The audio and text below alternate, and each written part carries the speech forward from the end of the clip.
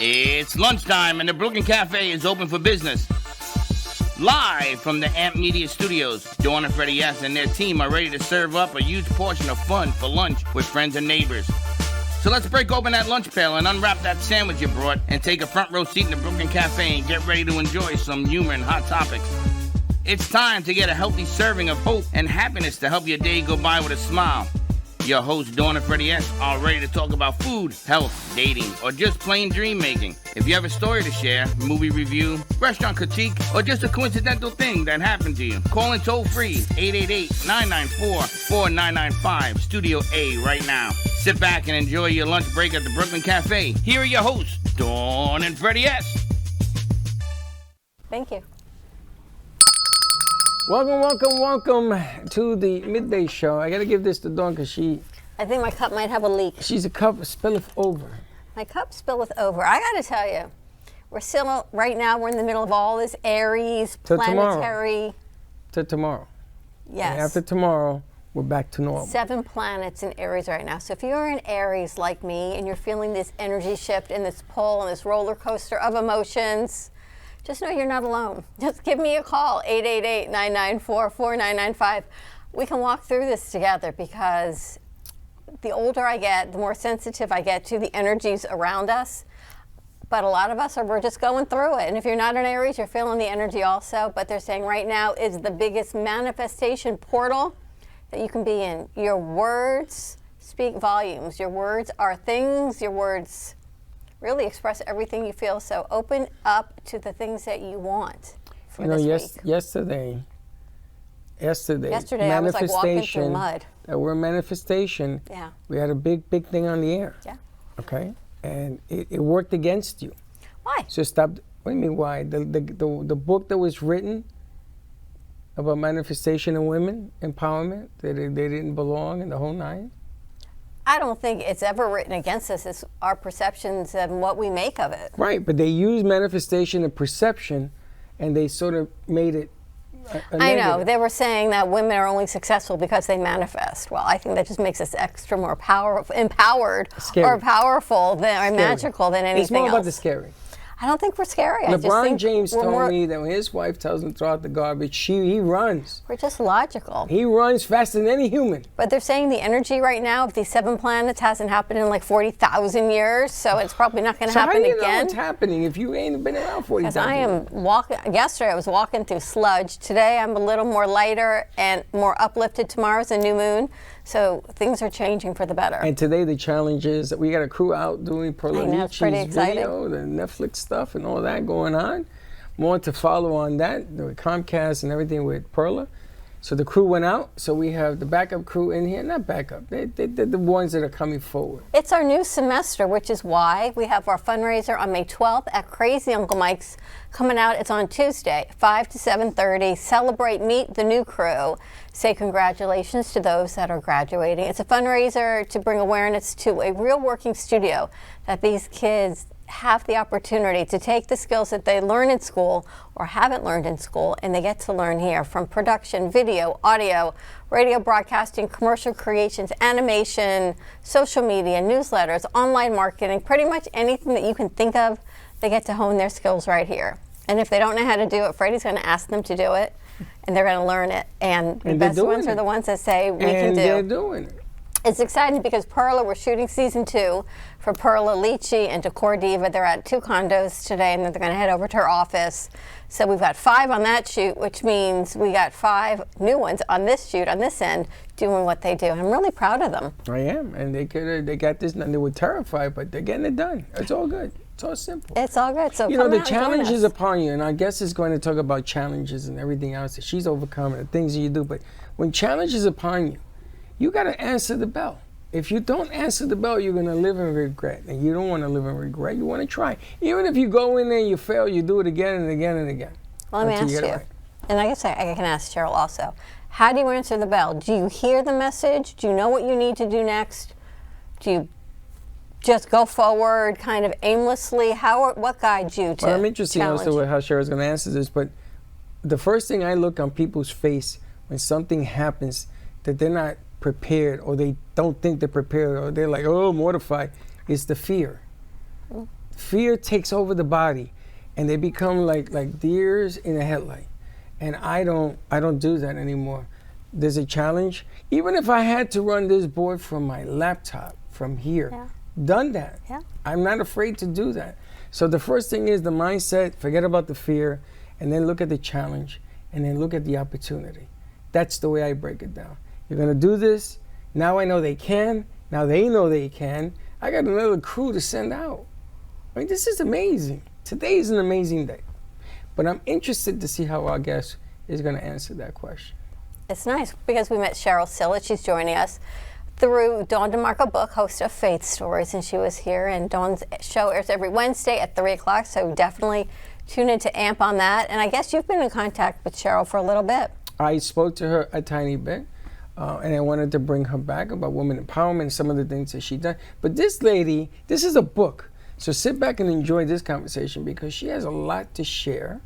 And I purposely kept you in the dark because I like to surprise you. And then what's going to happen is you guys are going to end up taking over the conversation, which is fine. Probably. Which is pretty good. Probably. But let's bring her aboard. All right, so we got Cheryl Silich joining us, and her resume, her CV, as they say, speaks volumes for itself. Everything from being a professor to women empowerment to finding your joy, construction company, and radio host. So Cheryl, welcome. Thank you. I'm excited to be here. Thanks for bringing me back. I even said to Cheryl, what are we talking about today? And she says, women empowerment. I'm like, oh, well, we got to find a niche because that used to be a big thing. Now I think, Cheryl, it's just who we are and what we do as women. We knew who we were. It's just we never didn't step into the power publicly. We just did it behind the scenes, I think, more. Well, I don't know. I've always stepped in and I've always moved forward. My dad taught me when we were young. My brother loved to take things apart. So my mom got this brand new toaster oven. We had 6 kids and she was so excited. And then when it gets quiet in the house, you get a little nervous when you got children, So she went down to the basement and she's like, Danny, what are you doing? And he's like, well, I'm taking apart the toaster, Mom. And she's like, that's the new toaster. He goes, I know. How can I fix the old one if I don't know how the new one works? Oh my God. And so my mom walked away and said, well, thank goodness the kids love my pancakes, But the lesson was, when we got home that night, my brother did not get in trouble. My dad said, anytime you take initiative around this house or in your life, that's what I want you to do. You might fall, you might make a mistake, you might break something, you might take something apart on purpose. But unless you take initiative, you won't learn. And as long as you learn from it, we're all in. Toaster oven. Simple concept, right? So when I moved to Puerto Rico to go to high school, I had a box, which is a toaster oven, and I had to do a presentation in high school in the business class. And I gave it to my professor. And he says, where'd you get this? He had never seen a toaster oven. So we went into town, we went all over there was no toaster ovens. This is going back in the day. So he called a company and ordered 100,000 toaster ovens for Pueblo supermarket in Humacao, Puerto Rico. And he said to me, I'm gonna give you a scholarship to go to school. This is really weird, this way. I'm gonna give you a scholarship to go to school. And that's how I went through high school, because of the word toaster oven. They had never seen it. He had never seen it. He's Danish, from wherever that is, Switzerland or whatever. And he bought 100,000 of these things. He's a very wealthy man. And he put it in Pueblos, and he made a mint because of the word toaster oven. Not the toaster, a toaster oven, like we have in the back. Unbelievable. And there it is again. See that? Learn a lesson, and you move on. But how amazing that your parents raised you all with that lesson. Well, my dad was military before he became an iron worker. He got drafted, and at the end of the day, with 6 kids, there's a lot of housework. So taking initiative, it's kind of like we were never allowed to sit like a bump on a log. That's old school Northwest Indiana talk, Chicagoland area. And so the other threat was find something to do before I give you something to do. So, you're involved with crafts or sports or standing on your head or whatever, but you didn't want the threat of what I'm going to give you to do. And never say I'm bored, Dad, even on summer vacation. So how has that shaped you now as an adult and then raising your kids? Well, it's just modeled, the idea that you take risk in life.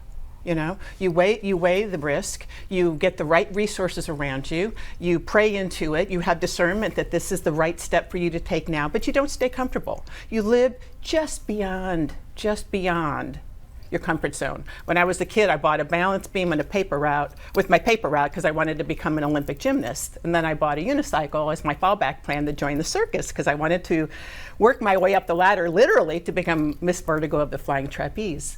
But that didn't quite work out, you know. But having that dream and having those ideas, guess what? For my 50th birthday, I was living in New York City at the time, working on a large real estate transaction for the Brooklyn Tabernacle, and I took flying trapeze lessons. So I lived a version of my childhood dream at 50 years old. So I think you just always look, I don't like to be comfortable. And unfortunately, I think a lot of people do. You know, you have to prioritize purpose in your life over your pillow. And until you do that, you might, I mean, I've lived 100 years in my lifetime. And God's just gifting me with one more day. Thank you, Jesus, you know.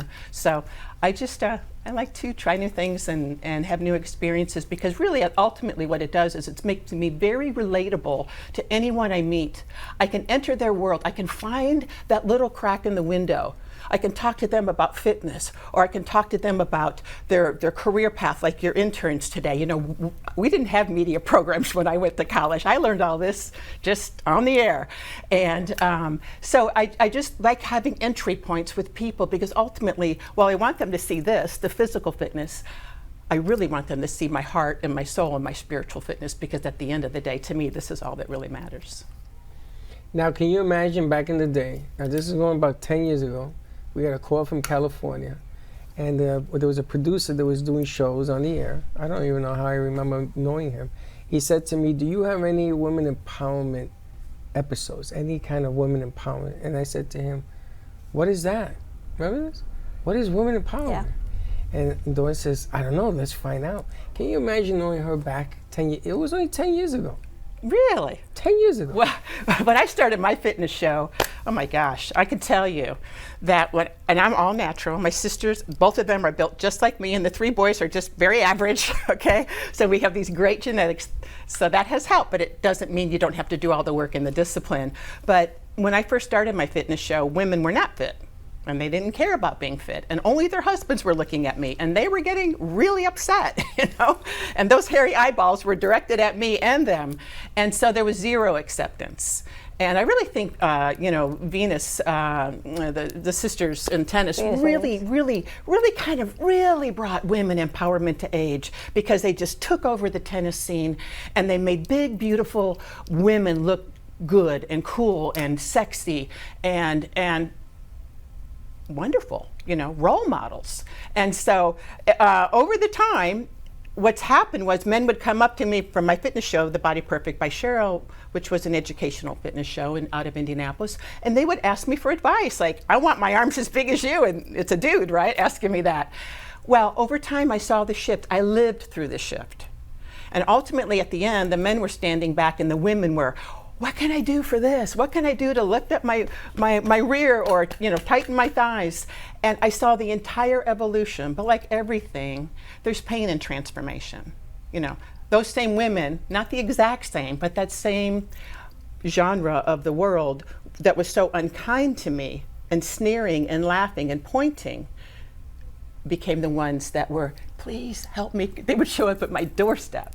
And so I just love the fact that with the right tools and the right approach, we can change our lives. Did it motivate you more, knowing that there were haters? Did it say that you say to yourself, you know what, I'm going to be even better? I don't know, but all I could say is thank God they didn't have social media back then, you know, because it would just be, you know, like a voicemail or a fan mail. I had a lot of fan mail, a lot of prison fan mail, you know, because they were always working out. But you know, here's the thing. When you're a motivational speaker or a college professor or any kind of leader, it's not the 90 or the 80% of the people who enjoyed what you had to offer to try to empower them and lift them up. It's that one person who puts you down. It's that one person that says, this isn't me. You got me all wrong. You know, you don't know what you're talking about. That's the only thing that Satan wants us to remember. is the one that it didn't work for. So ultimately, when you try to empower and be light in the world, as long as you can just make one person smile. You don't know what's on the other end of that smile. They could have gotten a cancer diagnosis. They could have just buried their husband or best friend. And the fact that some stranger made them smile or just thought to smile at them. I mean, here's the thing about a smile. This is why I love joy so much. You don't have to teach a baby how to do it. And you can't not smile back. We are born to smile, and yet we choose not to use it. I use mine a lot. I know if we choose not to use it, we get muddied down in the negativity. We were talking earlier about the man-made negativity and the hate that's going on in our world right now. Now, it's going on since the beginning of time, right? Biblically, we know there's always been hate. But right now, it's front and center because of all this new technology that we have and this instant access, and everyone feels they need to know as things are happening. It just grows. So it's hard, I think, for people to keep their joy, and find those joyful moments when you're getting older, right? People are passing away around you. You see war, you see the economy, you see all the things that the news tells you to see, but intrinsically, you know you have joy or you've got empowerment, the things that you want to share with the world. How do we do that? Well, I would have to say that I think this world focuses a lot on happy. I want to go on a cruise. I want to be happy. And I think that's really what the world sells us through. If I buy this car or I buy this house or this new outfit, and happy is good, but it's very temporary. And joy, however, I mean, you have to read the Bible to know, but joy is of the Lord. That's where joy comes from. You can have a joyful spirit and still have sorrow. In the last 100 days, my husband and I buried 2 family members and 2 of our dearest friends. And it's hard. It's a real season of loss. And there's a lot of tears. And so much so that we can't even talk to each other about it. But I'm here today because of joy. Joy is the strength that comes from God that I can't manifest. It's not Cheryl empowerment. It's not what would Cheryl do. It's what would Jesus do. He pushes joy through me so that we can hold them both. And in this world with all this chaos, we have to. We have to learn to hold the good with the bad, the beautiful with the ugly. We just went through Easter. I mean, we got the gory death to get the glory of the resurrection and eternal life in a few short days. We can do it, but we have to be able to understand our emotions, process them. Everything goes in will eventually come out. Everything we see, hear, think, if we bathe it in the Holy Spirit and we use discernment, and it will come out in a more loving and a more life-giving and a more hopeful and a more joyful manner. You know, I saw the movie The Forge, and I had sent you about The Forge. You thought I was at The Forge restaurant, but and in there, I talked about a man who took in a troubled youth, and there's something called The Forge. So back in the day, they were trying to make it a thing, so that you would follow God and you would listen and read the Bible and all these challenges and all the definitions of what challenge really meant, because everybody's challenge is different. And there was a part of that movie that I saw that says, in the Bible, it says you have to give more than you take in. And until a human being understands what those words mean, you're going to continue to be challenged. Because life is full of challenges. That's what life is all about. And how you deal with a challenge, and you look for the opportunity, and you don't stop, you keep going. You know, and it's even harder for women. Now, I have a sister. And when you grow up with a sister, it's a little bit different than anything else, especially if she's an older sister. Because an older sister, she has her trials and tribulations as well. But the one thing my sister always taught me is that you respect women and you respect yourself. And I said, in that order. And she said, no, it's in the other order. But I'm just telling you that because I want you to respect me more. And it was always fun to learn from her all the things that I've learned both sides, not just the man's side, the woman's side. And if you can't do that, then you got to do that. You got to find a way to overcome things that you were taught in the past that don't make any sense. You know, knucklehead knowledge is what I call it. got to forget about that. You got to change. You got to be courageous enough to try something new, because something old may not be working. You know, Dawn, when I met her, she made me wait 4 years before she came to work with me. So that was a challenge and a test. And then there was a time I couldn't find her, and then she ran into me again because I was doing an interview at iHeart with someone, and she was the first guest. And I said, oh no, we ain't having that. She comes to my show first, then you can have her back. Remember that? And here it is 10 years later, and you're still doing it.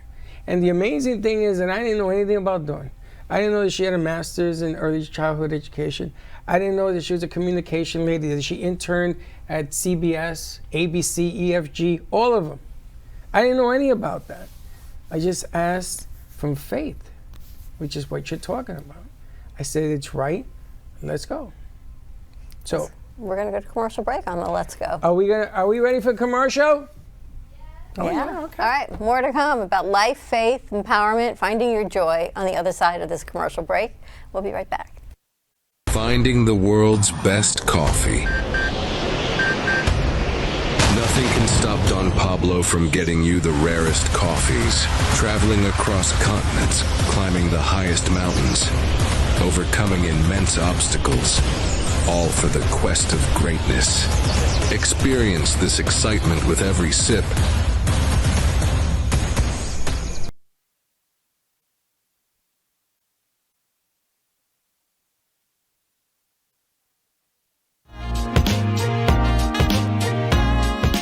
You've been watching the Brooklyn Cafe Show. Join us each day and after hours as we talk about the hot topics to open the conversations and share a few laughs. Now, back to Dawn and Freddie S.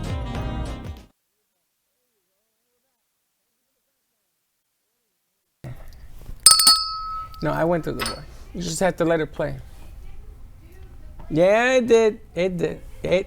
I'll show you. And there she is. But anyway, we're back. It's okay. Don't worry about it. It's all good. You know what I was telling Cheryl, she asked me about the foundation and the fundraiser. What has really touched my heart is when we started asking the crew this week, what's their success story? Yes. What have they learned? Yeah. And the things that they have learned and they share it, that you have no idea. It's like she said, you never know what's on the other side of the smile. You never know what pain people are walking through. But you never know what success they're walking through either, because they're afraid to share it. They're afraid to share success. I had this conversation with my daughter yesterday. She's getting her master's next month. I'm so proud of her. She worked full time, went back to graduate school older, and she got to present her research yesterday. And she says, why do I feel like imposter syndrome? Now, she's going to be 34. She's not a kid, about presenting my research. Why do I feel like I shouldn't present, I shouldn't be successful?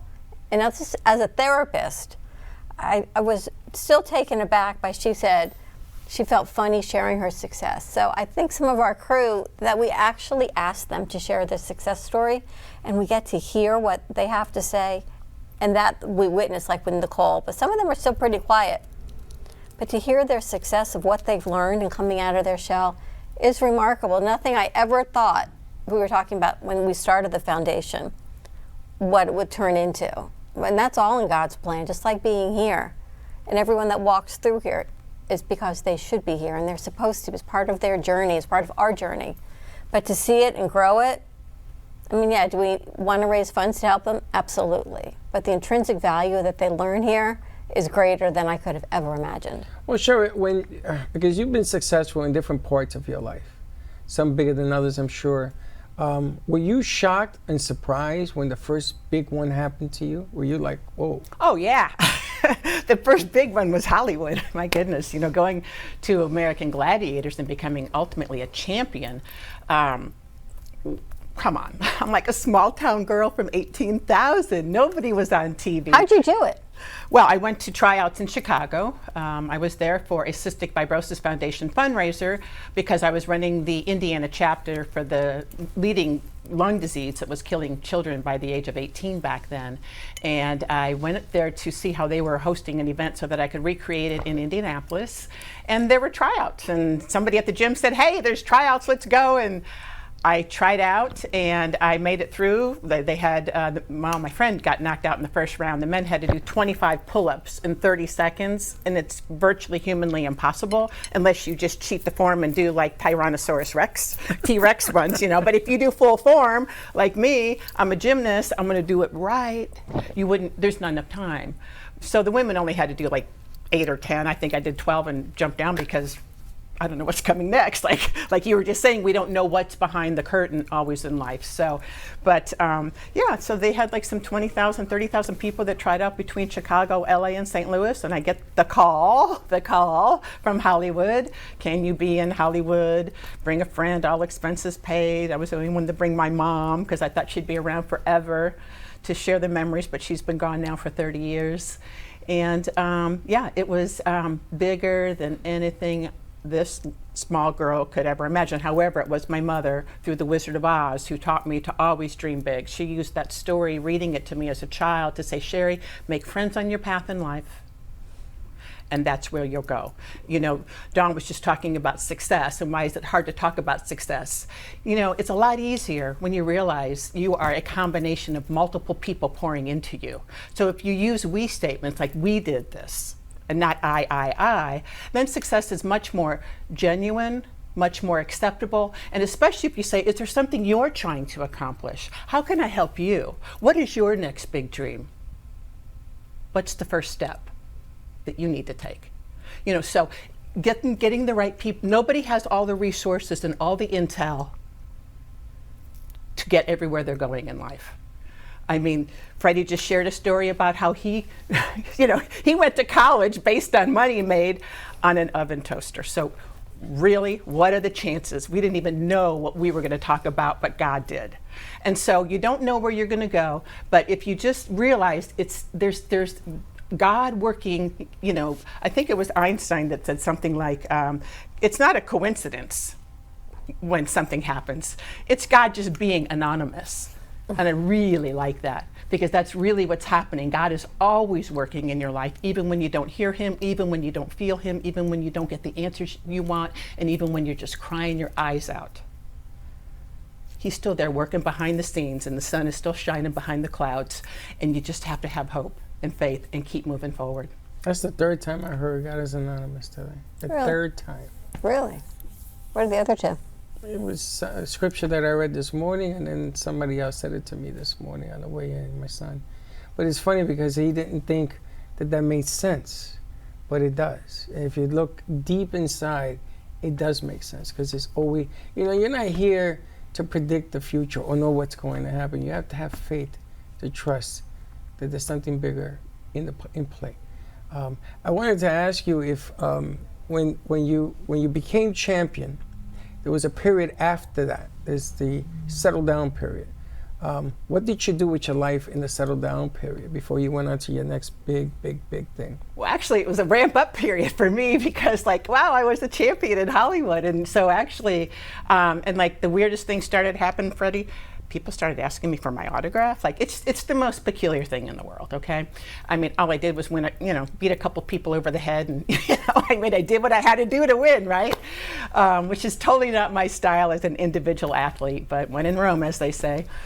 So things really ramped up, and I thought, wow, and I really grew. And my TV show, The Body Perfect, which was an educational fitness show, and I had different celebrities on, and mostly professional athletes. I went from the local mom and pop sponsors to, Pepperidge Farm and Target and Oldsmobile and the big time sponsors. And so it really launched me into my next phase, and we wound up winning a Telly Award, my team for educational excellence and production quality. And then I started hearing the rumble. You've heard of the butterfly rumble. It's when they're in their cocoon and they're just getting ready to break out, right? Well, the thing starts to rumble. And that means a change, transformation is going to happen. And I heard the rumble on the horizon that the obesity was coming for our children, and especially in America, because the PE classes were being taken away and the food quality was down. And so what I did was I changed my direction, and I took my love for fitness, which my dad gave me by teaching me how to stand on my head, and my family will tell you I'm still upside down, and then my love for Oz, which my mom gave me through reading the book. And I put it together, and I redid The Wizard of Oz as an educational fitness journey for kids. And that really was a huge undertaking, Freddie. I raised $3 million of capital venture with my team of supporters. And, we shot it in the same studio as Grumpy Old Men, and we walked away with the Hollywood Film Advisory Board Award the same year Shrek won it, and Princess Diaries. So, boy, it's scary to dream big, like my mom taught me, because I remember being in the shower someday going, I don't know what to do. I'm just Cheryl. I'm just this. I got myself in really deep, but I never forgot my faith. And I had my lifelines of my team members that believed in me. This is important. Believed in me more than I believed in myself. They saw potential far greater than I could even imagine. And that's really what Ephesians 3:20 is about. I mean, God, He is able to do exceedingly abundantly more than we can ask or imagine. Just take that in for a minute. Forget my investors, forget my parents, forget me. Those are our dreams, those are earthly dreams, but God wants even more for you. And the biggest change in my life after all those years was when I said, okay, God, I have lived 100 years and 50 years. Now what? I have done what my parents said. I've taken initiative. I was the first one to go to college and grad school and get on TV and blah, blah, blah. But what does it really matter? Are these your dreams for my life? I certainly love, what Luke 12:48 says, which is, to whom much is given, much is expected, and I have lived my life by that. But what do you really expect of me? What is your plan for me? Jeremiah 29:11 says you have one. Wow. I mean, I didn't know that until I finally read the Bible for myself. That's when I started leaning in and pressing in and really spending time in silence and solitude to know what you wanted to do with my gifts now for the rest of my life, now that I've kind of polished them up a little bit, a little more shiny, so maybe you can use them. And that's when you moved me into Christian talk radio, and I became a spiritual director so that I can walk with people who want to have a deeper relationship with you. So that's kind of a nutshell, Freddie, of how I went from really bodybuilder, and God took me into faith builder. You ever seen American Gladiator? Mm-hmm. You saw the show? You saw her? I don't think I saw you. What year was that? Oh, it was a while ago. That's like asking me my age, girl. No, all right. I won it in 91. I saw you. You saw me. Put it this way. My hair was bigger than my biceps back then. that you could relate to, right? That's amazing, of course. And you were some other gladiators that were mammoth. It was fun. I'm just glad that all my joints are still connected. My arms are still connected to my shoulders, and we saw some pretty scary stuff. I mean, that stuff's made out of plywood and cardboard. Is it? Wow, that hurts. Yeah, it does hurt. And she was no knockover pushover. She swung that. They were calling me Steamrolling Cheryl at one point because I was. Yeah. There was like 3 people against you, and 2 would go after me, and then all 3 would go after me, and the other person would just be running free and scoring. And so it was like, what up? It's just amazing. You never know where your life is going to take you, at what path the opportunity knocks. You take it, and you're taking it. Have you seen? I don't mean we, as our demographic has aged, and COVID came, and fitness has changed, and women's health initiatives have changed. You're following what women are looking for? Because now I feel like they're very quick to jump on, let's take a pill, let's take an injection, because I want to look a certain way. But I don't know if that's necessarily, in my mind, I don't think that's fitness. There's nothing wrong with it, but it's not fitness, it's weight loss. And maybe better for health. My mic's not working. All right. I guess we're going to take a commercial break and figure out what's wrong with my mic. Give me a hand, huh? All right. Let's take a quick break. We'll be right back. Finding the world's best coffee. Nothing can stop Don Pablo from getting you the rarest coffees. Traveling across continents, climbing the highest mountains, overcoming immense obstacles. All for the quest of greatness. Experience this excitement with every sip. Discover Rosie's Garden. The collection draws inspiration from the beautiful niece of the founder, Rosie, who brought joy to many before passing too soon. Her beauty and spirit are reflected in every piece. Founded by two friends, Rosie's Garden is a female-owned brand passionate about creating stunning, elegant jewelry that embodies the concept of bellissima, the Italian word for beautiful. With a philosophy rooted in grace and elegance, the brand crafts each piece of jewelry using only the finest materials, including 18-karat gold and the highest quality craftsmanship, ensuring that every piece is a true work of art.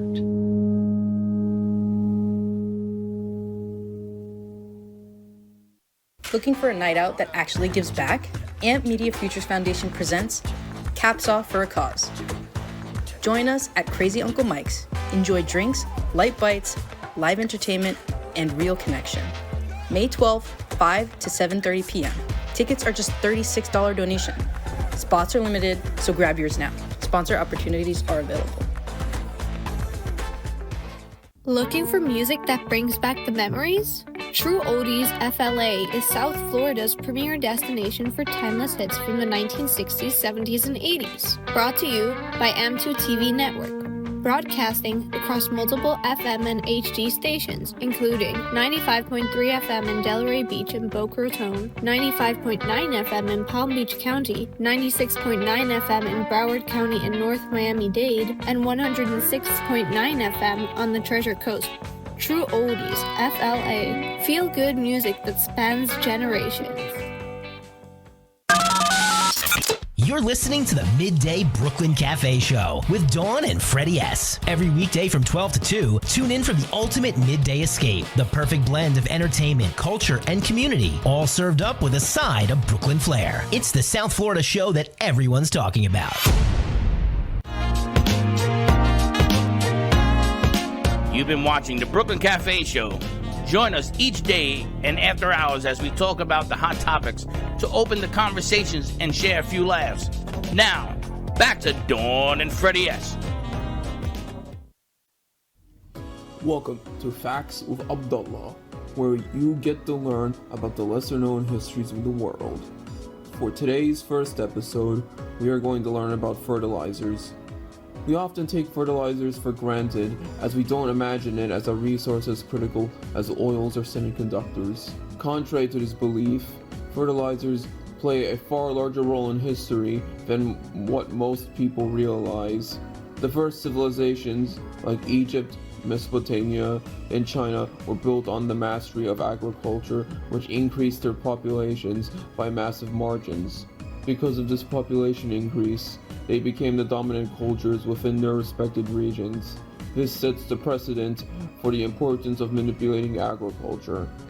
Thousands of years later, several German chemists like Justus von Liebig, Carl Ludwig Sprenger, and Hermann Hellriegel would lay the foundation of the fertilizer industry with their research into plant nutrition. Building upon that foundation, John Bennett Laws, an English entrepreneur, created a manure made with sulfuric acid, which made the world's first artificial fertilizer.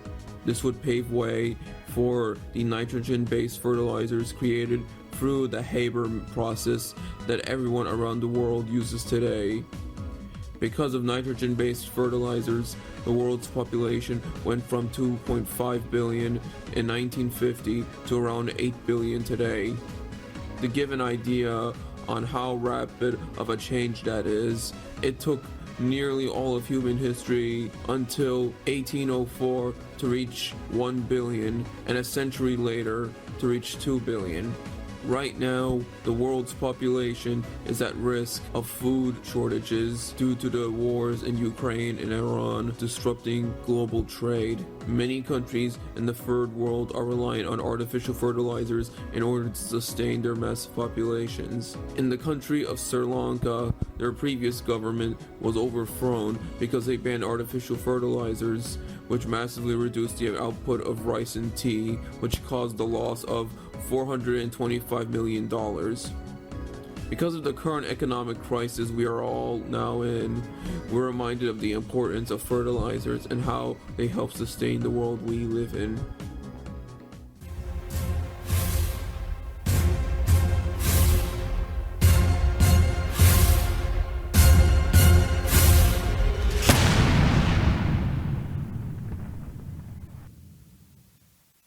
this day in history, April 16th have seen some pretty major moments.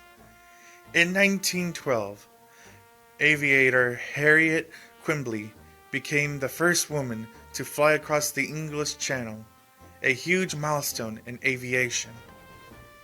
In 1922, Germany and the Soviet Union signed the Treaty of Rapallo, restoring diplomatic relations after World War I. Then in 1943, Swiss chemist Albert Hofmann accidentally discovered the hallucinogenic effects of LSD, which would later have a major cultural impact.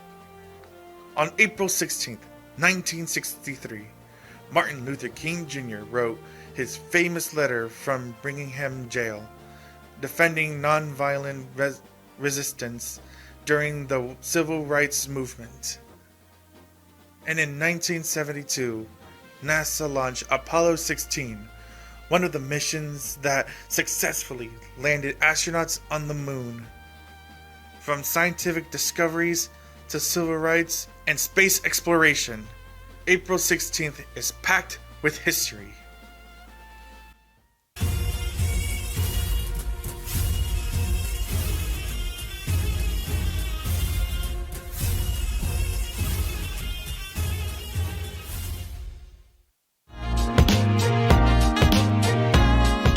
You've been watching the Brooklyn Cafe Show. Join us each day and after hours as we talk about the hot topics to open the conversations and share a few laughs. Now, back to Dawn and Freddie S.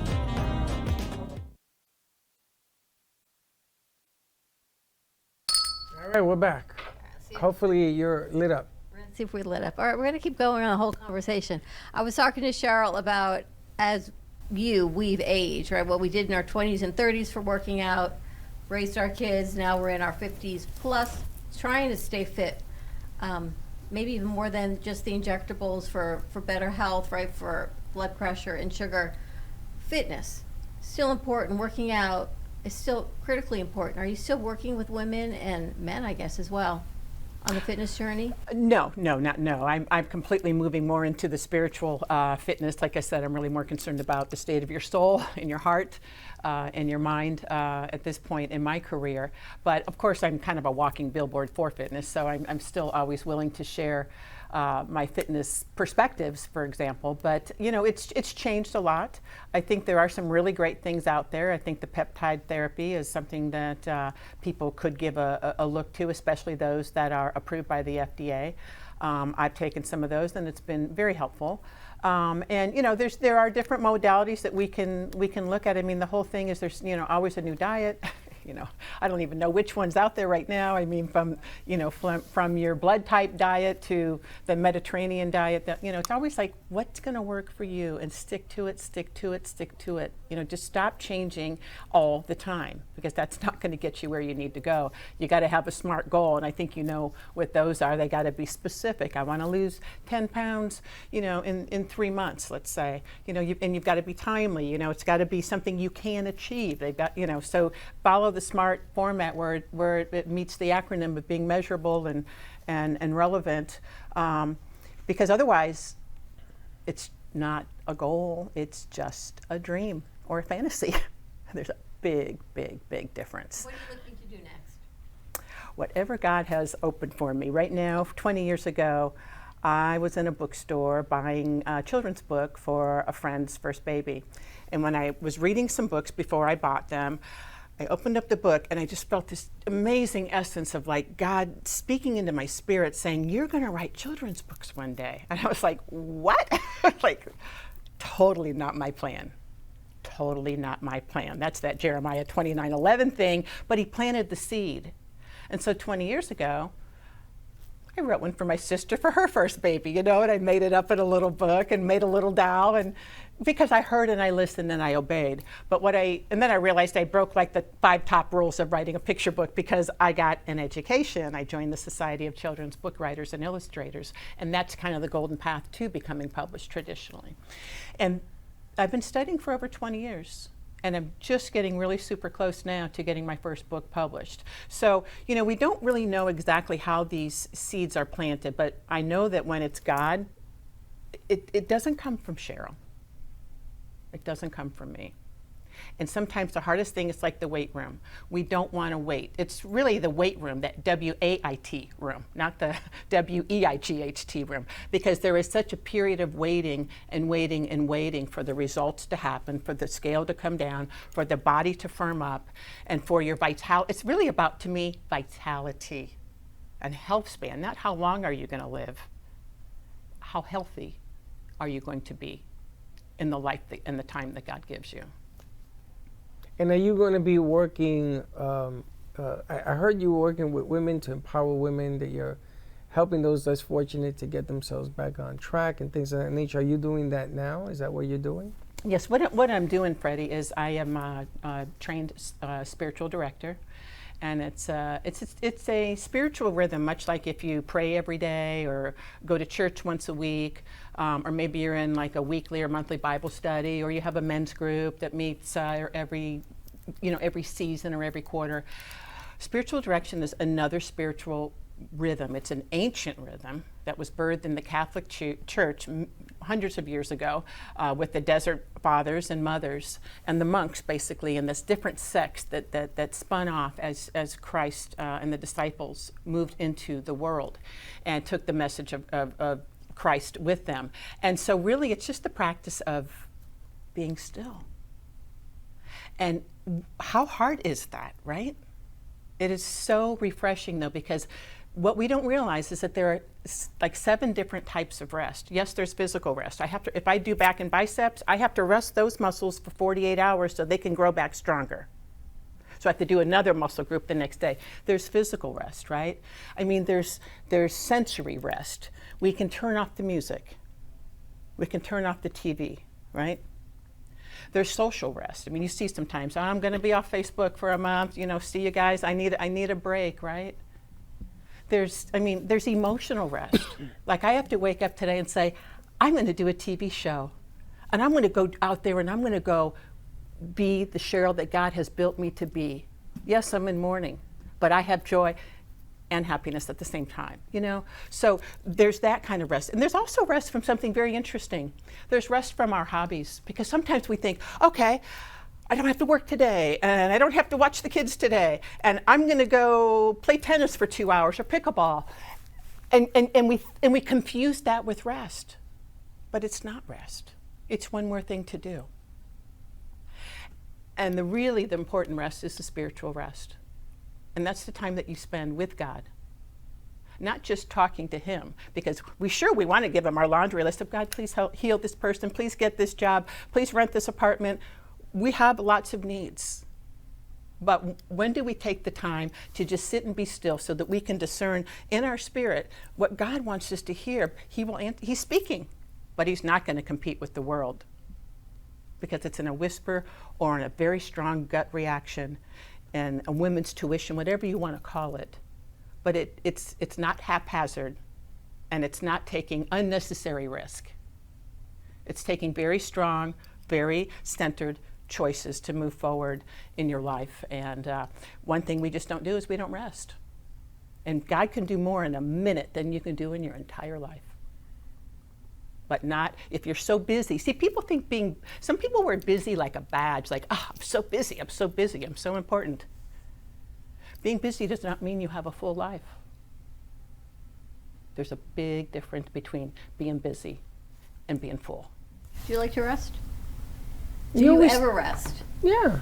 Do you? I don't. I'm thinking I don't rest much. I try to find one day over the weekend, because running around running errands is not resting. It's doing what needs to get done on the days that you're not working.